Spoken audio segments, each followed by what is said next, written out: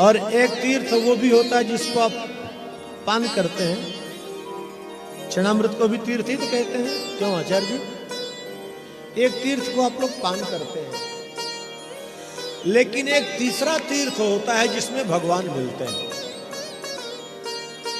वो तीसरा तीर्थ कौन सा है पता है ना? अरे दिल्ली वाले हमारे होशियार श्रोता हैं, देश की राजधानी है, यहां बुद्धिजीवी लोग ही तो रहते हैं, सामान्य व्यक्ति थोड़े रह सकते हैं। एक तो तीर्थ है जो देवताओं का है, ऋषियों का है, ठीक है ना? और एक तीर्थ जिसको आप लोग चरणामृत को भी तीर्थ कहते हैं।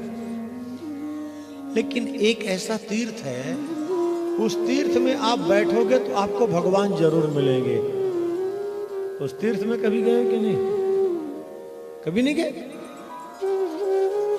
अरे राम राम, बहुत गलत बात भाई। अरे उस तीर्थ में आप लोग गए हो, लेकिन यही तो दुर्भाग्य है कि आज तक उस तीर्थ को जाने नहीं, इसीलिए कोरे के कोरे रह गए। उस तीर्थ का नाम जानना है कि नहीं जानना है? नहीं जानना? आप लोग दोनों बात में सिर ऐसे हिलाते हो। नहीं जानना तब भी ऐसे कर रहे हैं, और जानना तब भी ऐसा अभ्यास करके बैठे लगता है। देखो, उस तीर्थ को कहते हैं भक्त तीर्थ। जहां भगवान के प्रेमी भक्त पहुंच जाते हैं वहीं तीर्थ है, और जहां भगवान के भक्त होते हैं उसी भक्त तीर्थ में भगवान का दर्शन होता है। अब बताओ, इस तीर्थ में गए हो कि नहीं गए हो? बोलो।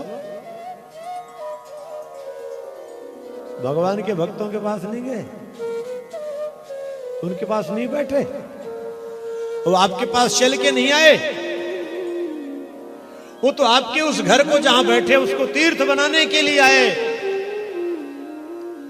लेकिन उस तीर्थ को आप समझ नहीं पाए कि ये क्या है। भक्त तीर्थ। जैसे प्रहलाद जी हमारे भगवान के भक्त हैं कि नहीं? तो जहां प्रहलाद है वहां भगवान नरसिंह है कि नहीं है? बोलो। ध्रुव जी भगवान के भक्त हैं, जहां ध्रुव जी हैं वहां नारायण जी हैं कि नहीं है? बोलो। ग्वाल बाल कन्हैया के भक्त हैं, जहां ग्वाल बाल है वहां भगवान है कि नहीं है? बोलो। जहां तुलसी जी है वहां राम जी हैं कि नहीं है?